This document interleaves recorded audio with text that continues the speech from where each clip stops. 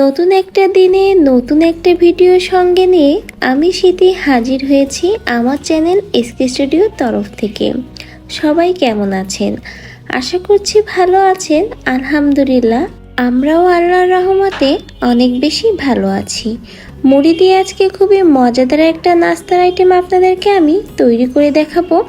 নাস্তাটা আপনি 5 মিনিটেই তৈরি করে নিতে পারবেন।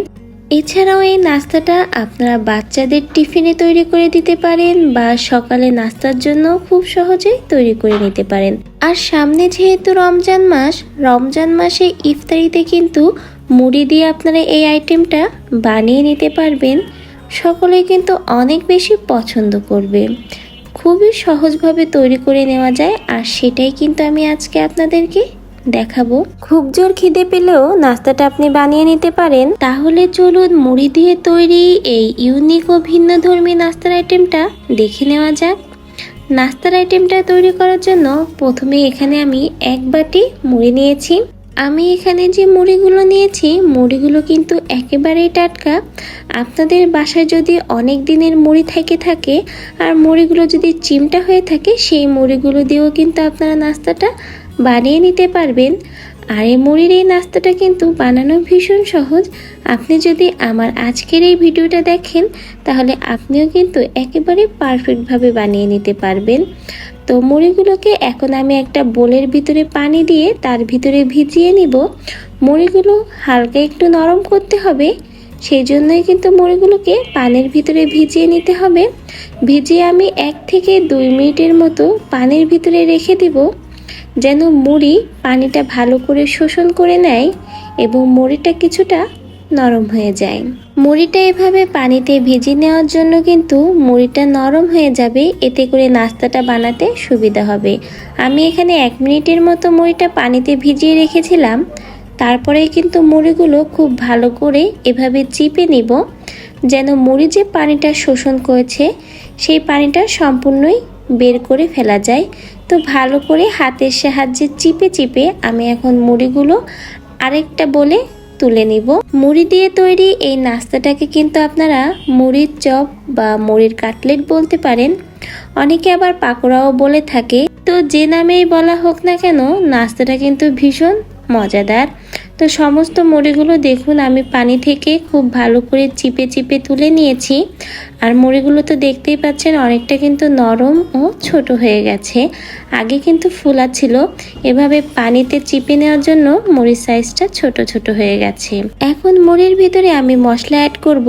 এখানে বিভিন্ন রকম মশলা নিয়েছি: পেঁয়াজ কুচি, রসুন কুচি, কাঁচা ঝাল কুচি, শুকনা ঝালের গুঁড়া, জিরা গুঁড়া, হলুদ গুঁড়া, স্বাদমতো লবণ ও ধনিয়া পাতা। এখানে আপনারা পছন্দ মতো মশলা দিবেন, আর ঝালের স্বাদটা আপনারা যেমন পছন্দ করবেন কাটলেট বা চপে খেতে, সেটা বুঝেই কিন্তু ঝালটা দিবেন। হলুদটা দিয়েছি সামান্য কালারের জন্য। আর এখানে কিন্তু রসুন দিয়েছি যেন খুব সুন্দর একটা অ্যারোমা পাওয়া যায়, একটা স্বাদ পাওয়া যায় এই চপ থেকে। আর এখন ভালো করে এই মশলাগুলো কিন্তু মুড়ির সাথে মেখে নিব। মাখার পরে আপনারা দেখবেন যে মশলাগুলো মুড়ির সাথে মেখে নিলে এটা কিন্তু ঝরঝরে হয়ে যাচ্ছে।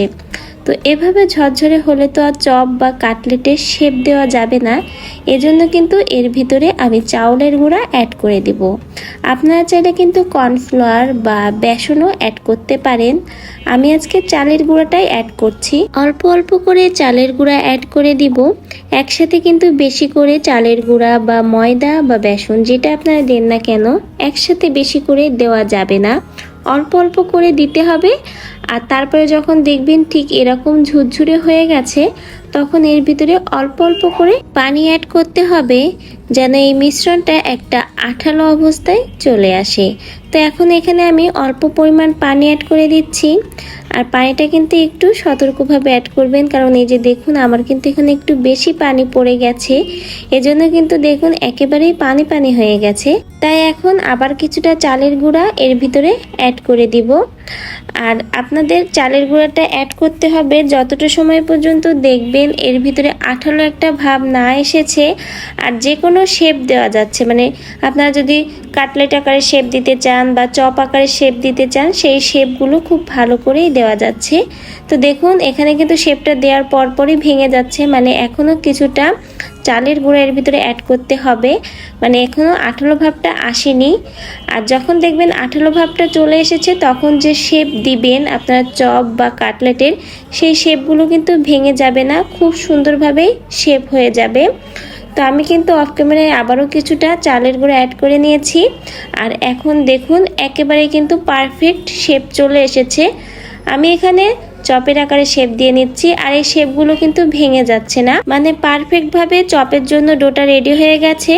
এখন আমি এখানে চপের আকারে শেপ দিয়ে নিচ্ছি। আপনারা পছন্দ মতো শেপ দিয়ে নেবেন, চাইলে গোল আকারেরও শেপ দিতে পারেন, কিছুটা লম্বা আকারেরও শেপ দিতে পারেন, যে যেমন পছন্দ করবেন সেইভাবেই কিন্তু নাস্তাটার শেপ দিয়ে নেবেন। আমি একে একে বাকি নাস্তাগুলো সুন্দর করে চপ আকারে শেপ দিয়ে নিব।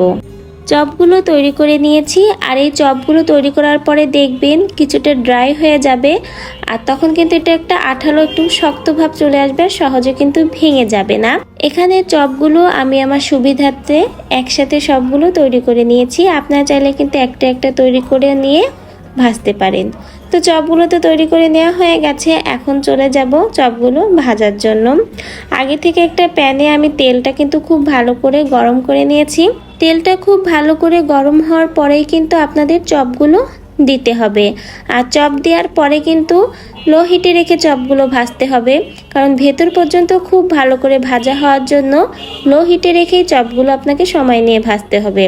আপনারা চাইলে কিন্তু চপগুলো ডুবো তেলেও ভাজতে পারেন, আমি এখানে ডুবো তেলে ভাজছি না, মিডিয়াম তেল দিয়ে এখানে চপগুলো ভেজে নিচ্ছি। একটা সাইড 1-2 মিনিটের মতো ভাজা হলে উল্টে আমি অন্য সাইডটা দিয়ে দিব। আর এই উল্টানোর কাজটা কিন্তু একেবারে আলতো হাতে করতে হবে, না হলে প্রথম পর্যায়ে কিন্তু এটা ভেঙে যেতে পারে। এজন্য একটু সাবধানতা বজায় রেখে আপনারা চপগুলো উল্টিয়ে নেবেন। আর এভাবে কিছুটা সময় পরপর 2-3 মিনিট পরপর আপনারা চপের দুটো সাইড বারে বারে উল্টিয়ে পাল্টিয়ে নেবেন, তাহলে চপের প্রত্যেকটা সাইড এবং ভেতর পর্যন্ত খুব ভালো করেই ভাজা হবে। তো এভাবে সময় নিয়ে আমি চপগুলো ভেজে নিব। আস্তে আস্তে যখন চপগুলো ভাজা হতে থাকবে তখন দেখবেন চপগুলো কিন্তু শক্ত হয়ে যাবে, আর কালারটাও কিন্তু একেবারে চেঞ্জ হয়ে যাবে। দেখতেই পাচ্ছেন আমি হালকা ব্রাউন কালার করে চপগুলোকে ভেজে নিয়েছি, এর থেকে বেশি আর আমি চপগুলো ভাজবো না। কতটা সুন্দর হয়েছে চপগুলো ভাজা। এখন আমি কিন্তু একে একে চপগুলো তুলে নিব, আর বাকি চপগুলোও কিন্তু ভেজে নিব। যারা বিকেলের নাস্তার জন্য নতুন কোনো ধরনের আইটেম চাচ্ছেন তারা অবশ্যই কিন্তু ট্রাই করবেন। এছাড়াও রমজান মাসে ইফতারিতে ভিন্নধর্মী এই আইটেমটা কিন্তু আপনারা রাখতে পারেন। কতটা ক্রিস্পি হয়েছে আপনারা একটু দেখুন। একটার সাথে আরেকটা কিন্তু আপনাদেরকে আমি একটু ঘষে দেখিয়ে দিলাম কতটা মুচমুচে হয়েছে, আর একটার সাথে কিন্তু আরেকটার ঘর্ষণ দেখে আপনারা বুঝতে পেরেছেন যে নাস্তাটা কেমন হবে খেতে। একেবারে মুচমুচা আর মুখরোচক একটা নাস্তা ও রমজানের জন্য ইফতারির আইটেম। আশা করছি সকলেই পছন্দ করবে। আর আমার আজকের ভিডিওটা আপনাদের কাছে ভালো লাগলে অনুরোধ করব লাইক কমেন্ট ও শেয়ার করবেন এবং আমাকে উৎসাহিত করবেন যেন এরকম আরও নতুন নতুন ভিডিও আপনাদের সকলের সাথে শেয়ার করতে পারি। সবাই আমার পাশে থাকবেন, সাপোর্ট করবেন। আবারও আপনাদের সাথে নতুন ভিডিও নিয়ে দেখা হবে। আল্লাহ হাফেজ।